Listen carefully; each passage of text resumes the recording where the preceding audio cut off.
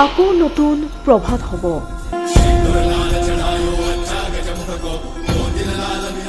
কাল ৰাত্ৰি নাথাকিব।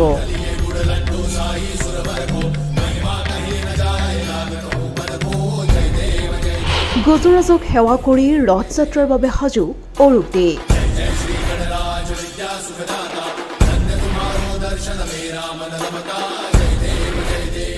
নিজ হাতেৰে গজৰাজক গা ধুৱাই কৰিলে শুশ্ৰূষা। গজৰাজৰ সৈতে উমলিলে অৰূপ দেয়ে।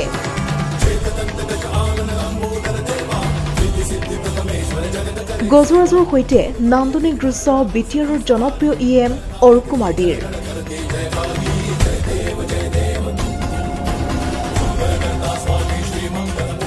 মানুহ আৰু সমাজক ভাল পোৱা অৰূপ দেৰ জীৱ-জন্তুৰ প্ৰতিও আছে অত্যন্ত মৰম আৰু চেনেহ। ৰাজ্যত দিনক দিনে বৃদ্ধি পাই আহিছে হাতী মানুহৰ সংঘাত। যি সময়ত বন্য হস্তীয়ে মানুহৰ ঘৰ দুৱাৰ ভাঙি তহিলং কৰিছে, সেই সময়তেই অৰূপ দেয়ে বন্যপ্ৰেমৰ নিদৰ্শন দাঙি ধৰিছে।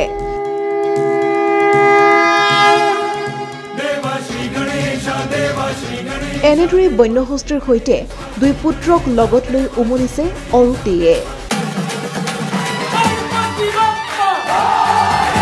নিজ হাতেৰে গজৰাজক গা ধুৱাই কৰিছে শুশ্ৰূষা। গজৰাজক গা ধুৱাই দিলে অৰূপ দেৰ কণমানি দুই পুত্ৰয়ো।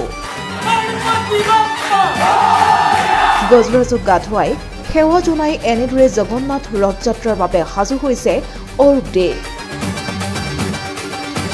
উল্লেখ্য যে মানাহৰ এই হাতীটোক নিজৰ ঘৰত আশ্ৰয় প্ৰদান কৰি সেৱা শুশ্ৰূষা প্ৰদান কৰি আহিছে অৰূপ দেয়ে। পূৰ্বতেও অৰূপ দেক এই গজৰাজৰ সৈতে সুন্দৰ সময় অতিবাহিত কৰা দেখিবলৈ পোৱা গৈছিল। আৰু আজিৰ দিনটোতো পুনৰ এবাৰ গজৰাজৰ সৈতে নষ্টালজিক হৈ পৰা দেখিবলৈ পোৱা গ'ল EM গৰাকী।